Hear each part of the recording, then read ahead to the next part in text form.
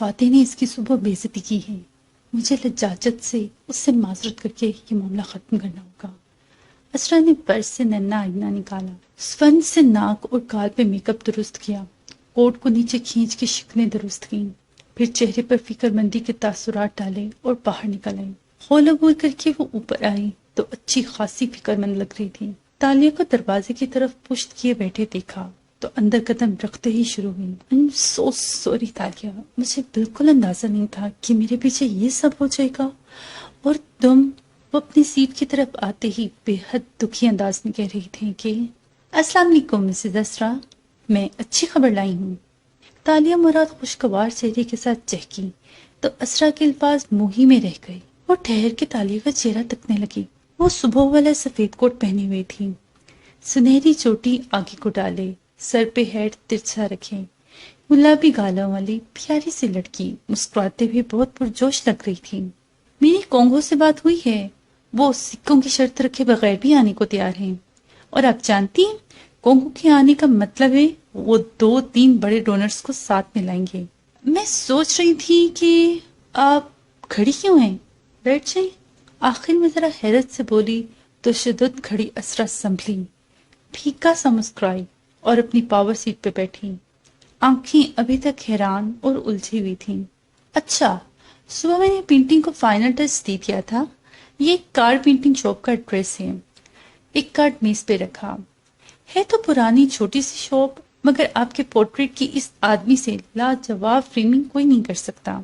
چونکہ نیلامی سر پہ آن پہنچی ہے، آپ اس کو آج ہی بلوا لیجیے گا. شور. اسرا زبردستی مسکرائی. تشویش بھری آنکھیں تالیہ پہ جمی تھیں. صبح میں گھر واپس آئی تو پورٹریٹ دیکھ لیا تھا، مگر تم جا چکی تھیں. ملازم بتا رہے تھے کہ فاتح نے شاید تم سے بات وغیرہ کرنی تھی. میرے آنے تک وہ بھی جا چکا تھا، ملاقات نہیں ہو سکی. وہ غور سے اسے دیکھتے ہوئے سرسری سا بولی، گویا پانی کی گہرائی ماپنی چاہیے. تالیہ نے اس بات میں سر ہلایا. مسکراہٹ برقرار تھی. جی، انہوں نے مجھے اسٹڈی میں بلوایا تھا. آپ کو تو معلوم ہے وون فاتح کا کرسما اور سحر اتنا ہوتا ہے، میں تو سارے الفاظ ہی بھول جاتی ہوں. کہاں سوچا تھا میں نے کہ میں وون فاتح کے سامنے بیٹھ بھی سکوں گی. اسرا نے جبری مسکراہٹ کے ساتھ سر کو خم دیا. اچنبے بھری آنکھیں تالیہ سے ہٹ نہیں رہی تھیں. خیریت سے بلایا تھا اس نے؟ جی، کچھ زیادہ بات نہیں کی انہوں نے. اس نے گویا لا علمی سے شانے اچکائے. وہ مجھے ہونگٹوا کی ایک کہانی سنا رہے تھے، سارا جیوا ملائیوں کی ایک داستان. میں تو ہر دفعہ اتنی سٹار سٹرک ہو جاتی ہوں کہ ان کی آدھی بات سن ہی نہیں پاتی. اور ہاں، اس نے پیشانی کو چھو کے جیسے یاد کیا. انہوں نے مجھے کہا کہ اشر صاحب کے پاس ان کی کوئی فائل ہے جو میں اشر صاحب سے واپس لا دوں. میں تو یہ سر کرتی رہی، ورنہ سب میرے سر سے گزر گیا. اب اشر صاحب سے میری اتنی فرینکنس کہاں؟ پتہ نہیں وہ کیا کہہ رہے تھے. بہرحال ان سے ملنا اور بات کرنا اتنا آنر ہوتا ہے کہ بس. آنکھیں میچ کے مسکراتے ہوئے کھولی، جیسے بچے کسی بات کا مزہ لیتے ہیں. خیر، مجھے کہیں جانا ہے تو آپ اس کارپینٹر کو بلوا لیجیے گا. میں نے ایک فرینچ کرکٹ سے بات بھی کی ہے، اگر وہ اگلے ہفتے ملیشیا میں ہوئی تو وہ بھی اٹینڈ کر لے گی نیلامی. وہ اکثر یہی ہوتی ہے. مسکراتے ہوئے بیگ اٹھایا اور کھڑی ہو گئی. انشاءاللہ نیلامی پہ ملاقات ہوگی. اسرا نے بدک سر اس بات میں ہلایا، جگہ سے نہیں اٹھی. فاتح ذرا مختلف طبیعت کا ہے تو I'm sure اس کی بات کا کوئی غلط مطلب نہیں ہوگا. کس بات کا؟ وہ انجانے پن سے بولی تو آنکھوں میں سادگی تھی. اسرا جبرن مسکرائی اور کارڈ اٹھا لیا. کچھ نہیں، میں ابھی اس کو بلوا لیتی ہوں. رائٹ؟ صحیح. تالیہ مسکراتی اور باہر چلی آئی. نکلتے ساتھ ہی چہرے کے تاثرات سنجیدہ ہو گئے.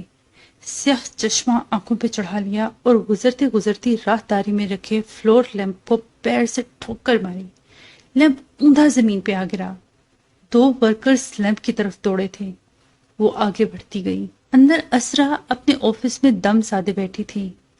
چپ، بالکل چپ. تبھی کسی افتاد کی طرح سیکرٹری اندر داخل ہوئی.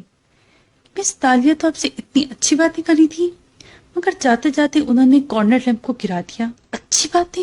اسرا نے سلگتی کھا جانے والی نظروں سے گھورا. وہ صرف مجھے ایک پیغام دینے آئی تھی. سیکرٹری کے لب حیرت سے کھل گئے۔ اور وہ کیا؟ وہ یہ کہنے آئی تھی کہ وہ ان گیمز میں مجھ سے زیادہ اچھی ہے، اور یہ کہ وہ ایک بہت خطرناک لڑکی ہے، مجھے اس سے ڈرنا چاہیے۔ اس نے بے اختیار کن پٹی چھوئی۔ یہ لڑکی کسی چیز کے پیچھے ہے، اسے کچھ چاہیے۔ یہ مجھے یہ بتانے آئی تھی کہ میں اسے روک نہیں سکتی۔ وہ بے بسی بھرے غصے سے ہتھیلیاں آپس میں ملتی شدید ڈسٹرب نظر آ رہی تھی۔ نیچے تالیہ مراد ہول عبور کرتی نظر آ رہی تھی۔ ہیل کی ٹک ٹک سارے میں گونج رہی تھی۔ گیلری سے نکلتے ہی تالیہ نے پرس سے ایک ننا ایئر بڈ نکالا اور کان میں ڈالا، پھر سیدھی کار کی طرف چلتی گئی۔ تم کہاں تھی تالیہ؟ آلے سے داتن کی آواز گونجی۔ میں اسرا کو وارن کرنے گئی تھی، اور اب میں اس کے بھائی کے پاس جا رہی ہوں۔ تمہارا کام کہاں تک پہنچا؟ وہ کار میں بیٹھتی ہوئی بولی۔ میں نے الارم کمپنی کی طرف سے جا کر وون فاتح کے گھر سے ملحقہ اسٹریٹس کے کیمرے چیک کیے ہیں، اور بوجھو مجھے کیا ملا؟ داتن مزے سے کہہ رہی تھی۔ رات کو اسرا چند منٹ کے لیے واک کرنے نکلی تھی، اور اس نے جوکرز کی جگہ سینڈل پہن رکھے تھے۔ وہ اسٹریٹ میں غائب ہوئی جہاں کیمرہ نہیں تھا، اور 2 منٹ ہی میں واپس آ گئی۔ اس کی شول میں مجھے لگتا ہے کہ اس نے فائل چھپا رکھی تھی، یعنی اس اندھیرے کارنر میں اس نے فائل کسی کو ڈراپ کی۔ یقیناً اشر کا کوئی آدمی ہوگا، کوئی ویڈیو، کوئی تصویر جس میں وہ فائل دیتے ہوئے دکھائی دے رہی ہو۔ نہیں تالیہ، لیکن میں سوچ رہی ہوں کہ اشر کے خاص بندوں کا فون ٹریس کرواؤں کہ وہ رات کو اس جگہ آئے تھے یا نہیں۔ اور داتن ریلیکس، ہم انویسٹیگیٹر نہیں ہیں، اس لیے کسی قسم کی تفتیش کی ضرورت نہیں ہے۔ کار سٹارٹ کرتے ہوئے وہ سنجیدگی سے بولی تو داتن لمحے بھر کو خاموش ہو گئی۔ تو پھر ہم نے کرنا کیا ہے؟ وہی جو ہمیں آتا ہے، یعنی چوری۔ اس نے کار سڑک پہ ڈال دی۔ لمبی سرمئی سڑک اطراف میں درختوں کی لمبی قطار کے باعث چھایا میں تھی۔ لیکن ہمیں یہ کون بتائے گا کہ فائل کہاں ہے؟ اشر بتائے گا۔ اس نے گلاسز اتارے اور مسکرا کے اسٹیئرنگ ویل گھماتے موڑ کاٹا۔ چند لمحوں بعد وہ سیاہ موبائل سٹینڈ پہ لگائے اسپیکر آن کیے ہوئے تھی۔ فاتح کا نمبر ملا رکھا تھا اور گھنٹی جا رہی تھی۔ ہیلو، اس کی بھاری آواز کار میں گونجی تو تالیہ کے لبوں پر تلخ مسکراہٹ بکھر گئی۔ غالباً فارس نے آپ کو میرا نمبر دے دیا تھا، تبھی آپ نے کال اٹھا لی، ورنہ میں نے سنا تھا آپ غیروں کی کیا اپنوں کی کال بھی نہیں اٹھاتے۔ دوسری جانب سے گہری سانس لی گئی۔ سنی سنائی سے زیادہ فرسٹ ہینڈ انفارمیشن پہ بھروسہ کیا کرو خالد۔ اور آپ نے اسرا کی سن کے جو مجھ پہ الزام لگا دیا تھا وہ، مگر بولی نہیں، صبر کر گئی۔ تو جادوگر کے شو کے لیے تیار ہیں آپ؟ ابھی تک تمہارا شو شروع نہیں ہوا کیا؟ تم نے تو صبح تک فائل واپس کرنی تھی۔ کوئی بھی جادوگر اپنے سٹنٹ کے بغیر کرتب نہیں کھیلتا، لیکن سٹنٹ کے علاوہ بھی ایک چیز وہ کرتا ہے۔ حاضرین میں سے وہ کسی ایک کو بلاتا ہے اور اس کو کوئی کام کرنے کا کہتا ہے۔ کیا آپ کرتب کا حصہ بننا چاہیں گے؟ میں کسی سے احکامات نہیں لیتا حالم۔ وہ بے نیاز تھا، مگر اپنی فائل کے لیے آپ کو میرے حکم کی تعمیل کرنی ہوگی۔ جیسے حاضرین میں سے آیا شخص سٹیج پہ آتے ہی جادوگر کے تابع ہو جاتا ہے۔ حالم، اگر تمہیں یقین ہے کہ تم میرا وقت ضائع نہیں کرے تو میں یہ کروں گا، ورنہ مجھے بھی بہت سے کام کرنے ہیں۔ آپ نے مجھے ایک بہت چھوٹا دورانیہ دیا ہے کام کا، اس لیے آپ کو میری بات ماننی پڑے گی۔ کچھ دیر بعد میں آپ کو ٹیکسٹ کروں گا، اسی وقت آپ ایک کام کریں گے۔ وہ ساری تفصیل بتاتی گئی۔ حالم کا روایتی گھمنڈی انداز سمجھانے والے انداز میں بدلتا گیا۔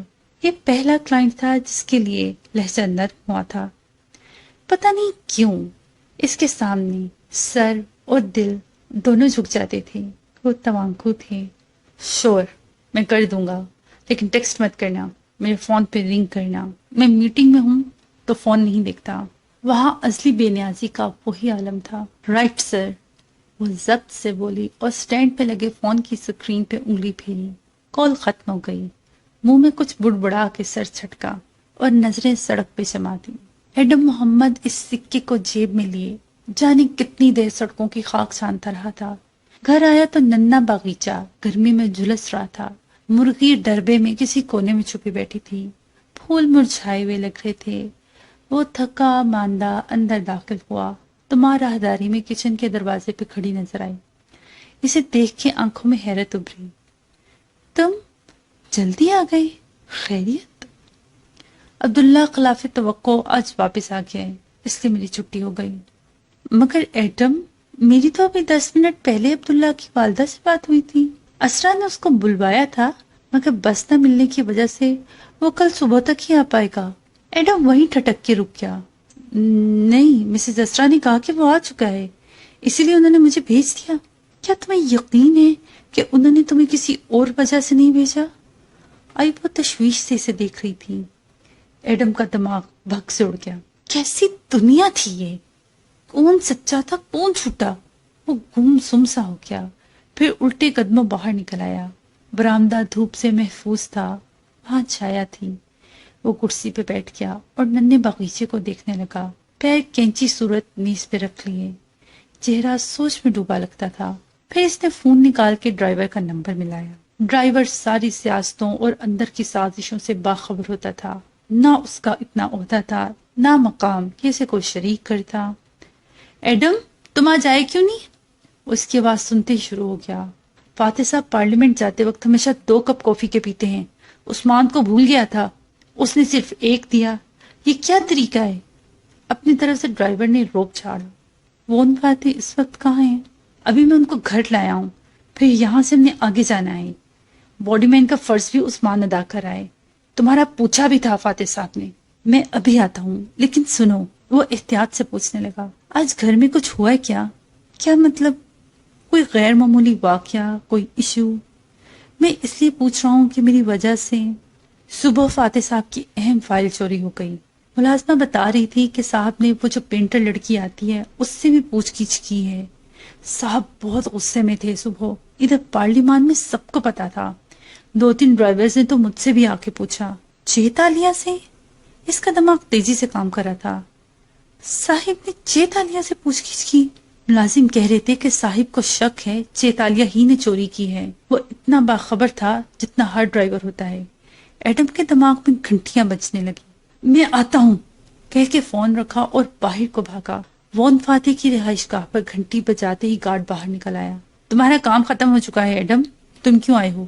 گارڈ کو شاید ایڈم کو اندر نہ آنے دینے کی ہدایت دی گئی تھی۔ مجھے فاتح صاحب سے ملنا ہے، وہ بے چینی سے بولا تھا۔ ایسے تو صاحب نہیں ملتے، وہ بہت مصروف ہوتے ہیں، صرف 5 منٹ کے لیے ملنے دو، میں چلا جاؤں گا۔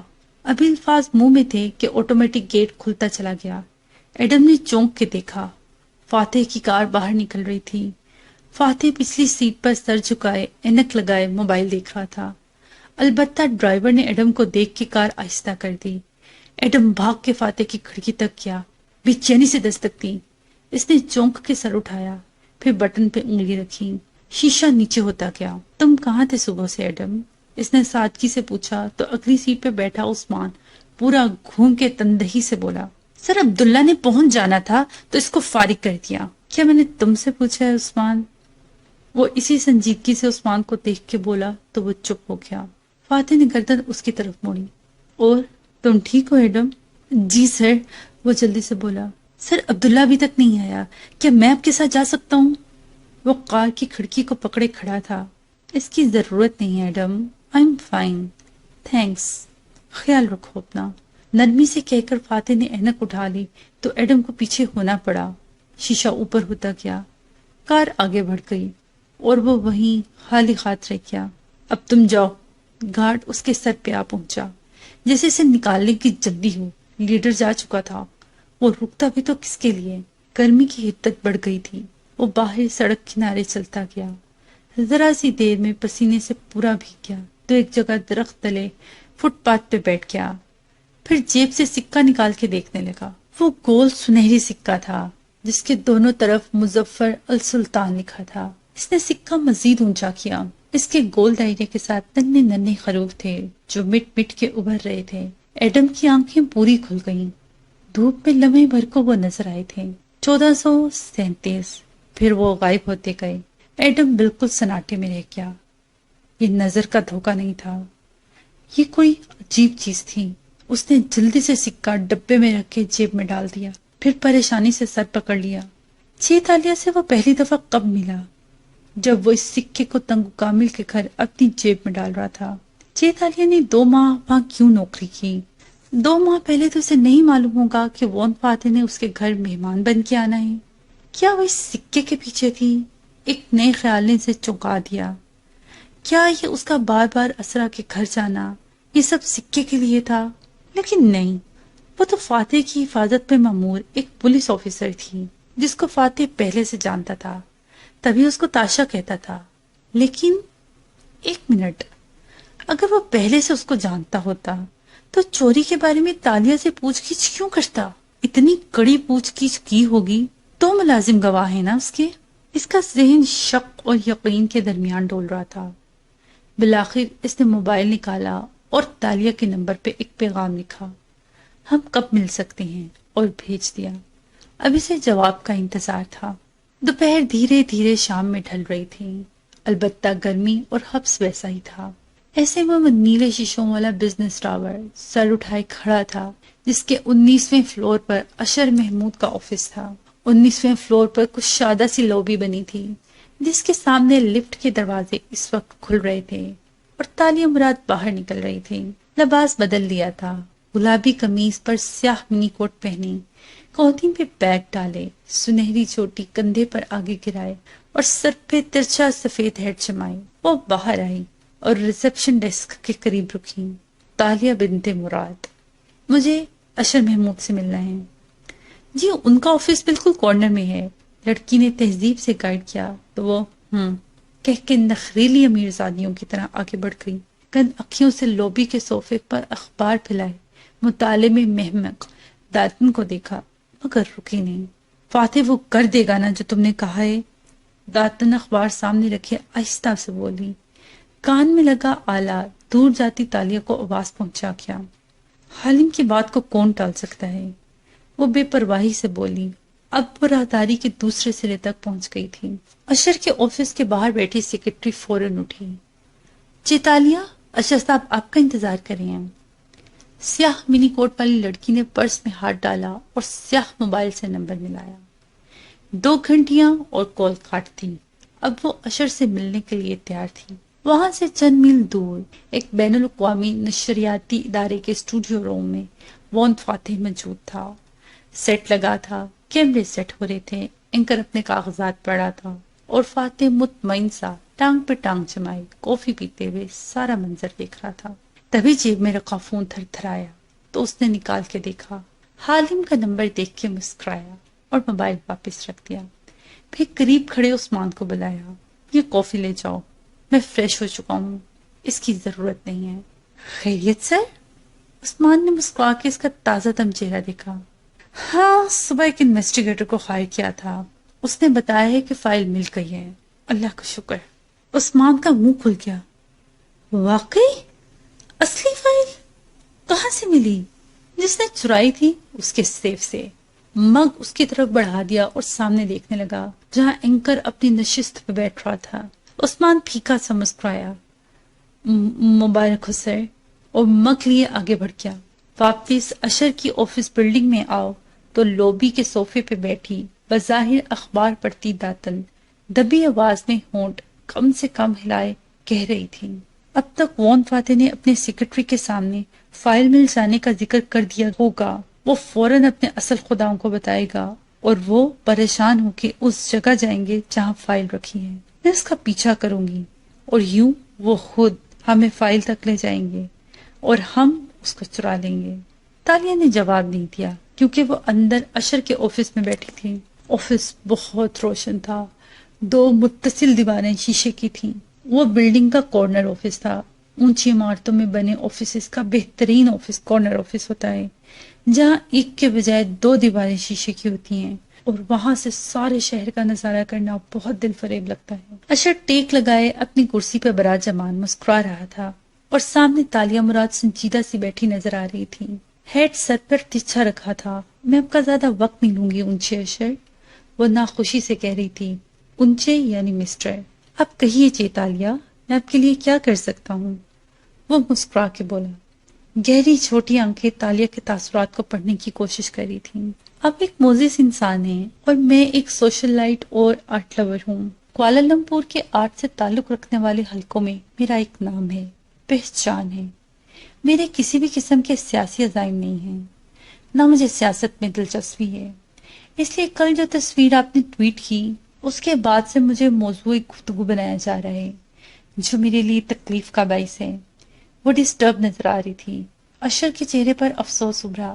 جی مجھے بھی وہ سب بالکل اچھا نہیں لگا.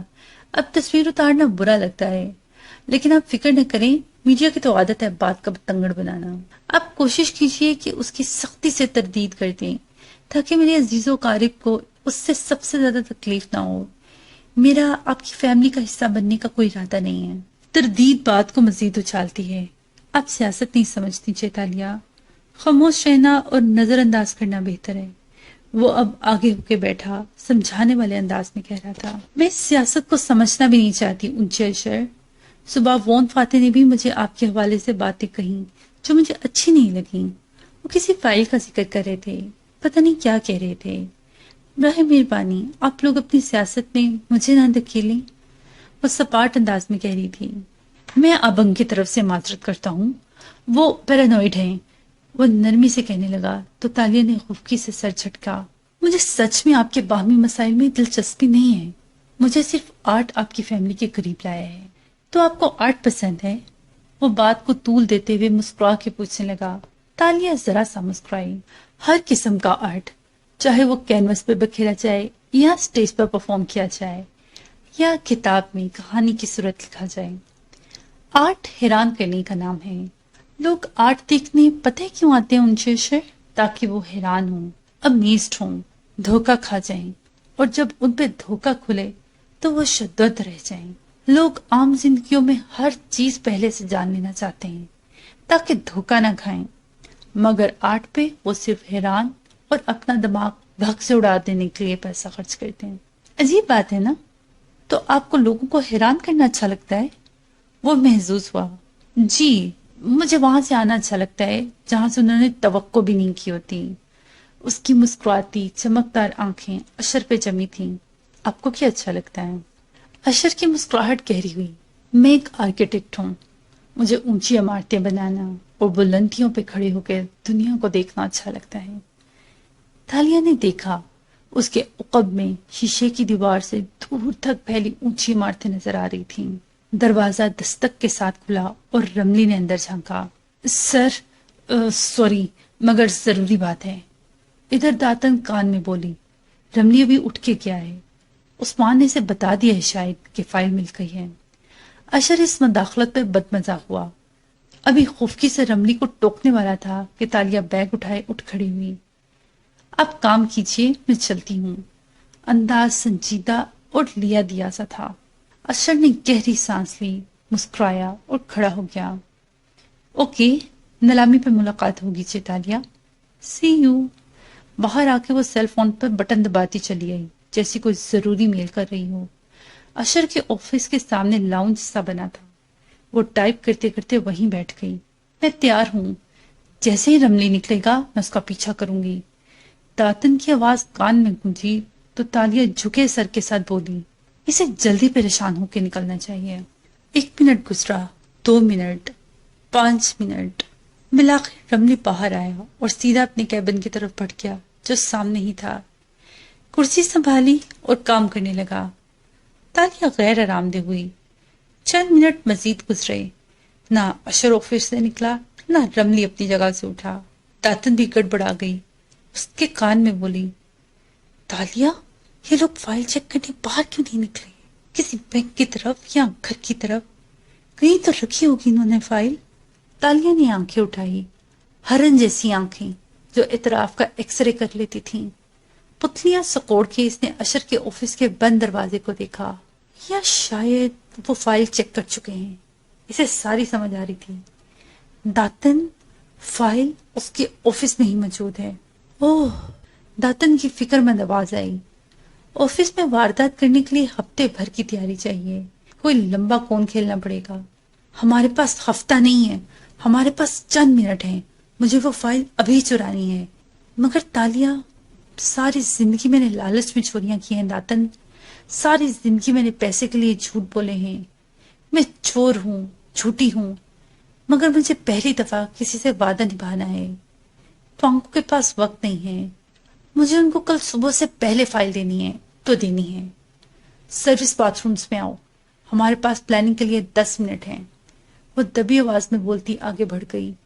بجائے لفٹ کی طرف جانے کے وہ ایک دوسری راہداری میں مڑ گئی.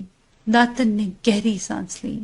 وہ ایک بے نیاز سیاستدان ہے جو برسوں تک تمہیں یاد بھی نہیں رکھے گا، شکریہ کہہ کے آگے بڑھ جائے گا۔ طاقتور سیاستدانوں سے محبت کرنے والی لڑکیاں ہمیشہ پچھتاتی ہیں تالیہ، افسوس سے داتن بولی تھی، مگر تالیہ کچھ نہیں سن رہی تھی۔ اس کا ذہن نیا پلان سوچ رہا تھا۔ لوبی کی گھڑی کی سوئیاں ٹک ٹک کرتے آگے بڑھ رہی تھیں۔